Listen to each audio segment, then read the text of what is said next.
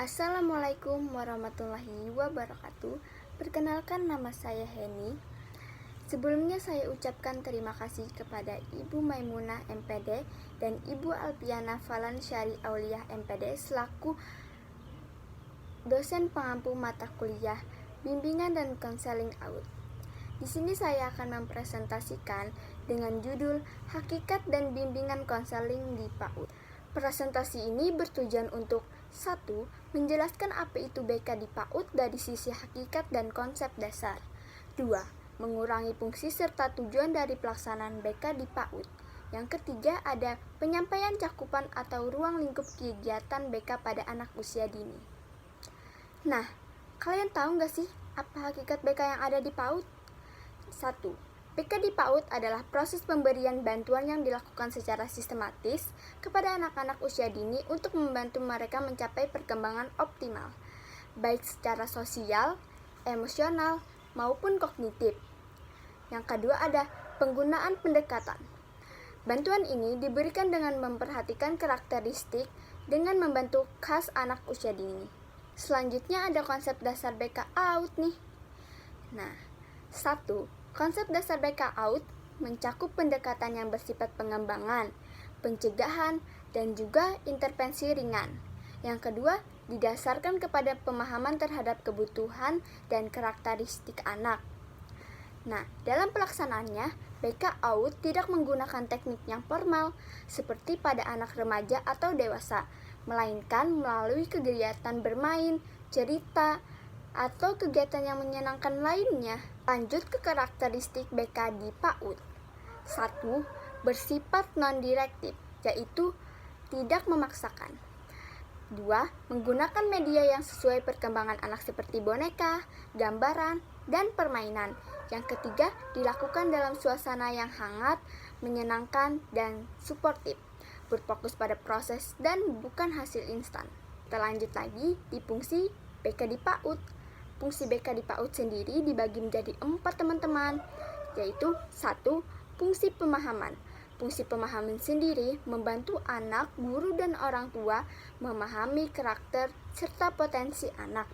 Nah, yang kedua ada fungsi pencegahan, yaitu menghindari anak dari hambatan perkembangan atau perilaku menyimpang. Yang ketiga ada fungsi pengembangan, yaitu membantu untuk mencapai perkembangan optimal melalui stimulasi yang tepat. Yang keempat, ada fungsi perbaikan. Nah, fungsi perbaikan menangani masalah yang telah muncul melalui pendekatan yang sesuai usianya. Adapun tujuan dari BK di PAUD, tujuan utama BK di PAUD yaitu membantu anak tumbuh menjadi pribadi yang percaya diri dan mandiri. Yang kedua, membantu perilaku sosial yang baik sejak dini. Yang ketiga, ada meningkatkan kemampuan komunikasi anak. Yang keempat, ada membantu anak mengenali dan mengelola emosi dasar. Lanjut ke sasaran BK di PAUD. 1. Anak usia dini sebagai individu yang dibimbing. Kedua, ada orang tua sebagai mitra kerjasama untuk keberhasilan bimbingan. Nah, yang ketiga ada guru PAUD sebagai pelaksanaan utama kegiatan bimbingan di kelas. Ruang lingkup BK di PAUD dibagi menjadi 3.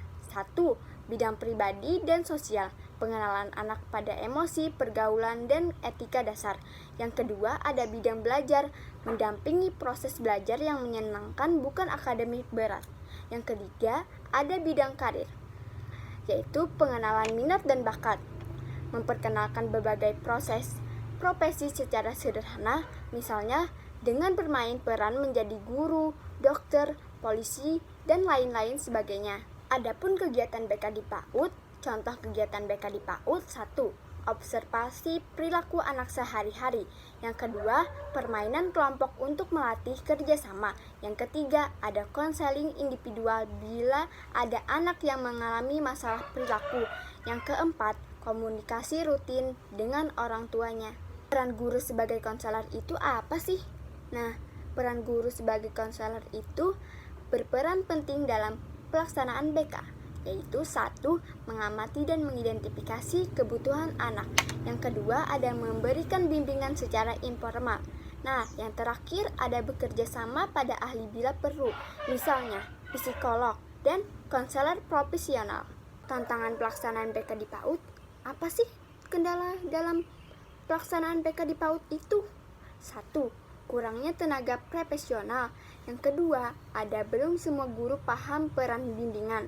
Yang ketiga, ada keterbatasan fasilitas. Strategi efektif BK di PAUD yaitu 1. Perlu pelatihan untuk guru terkait dasar-dasar BK.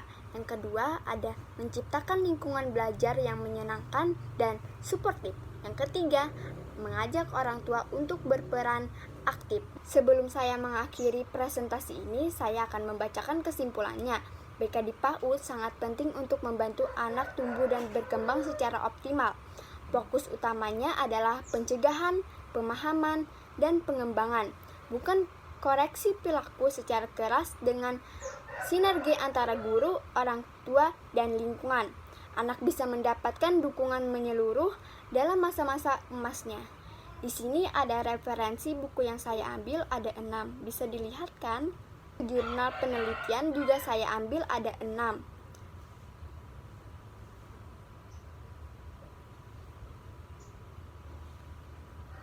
Nah, saya ucapkan terima kasih.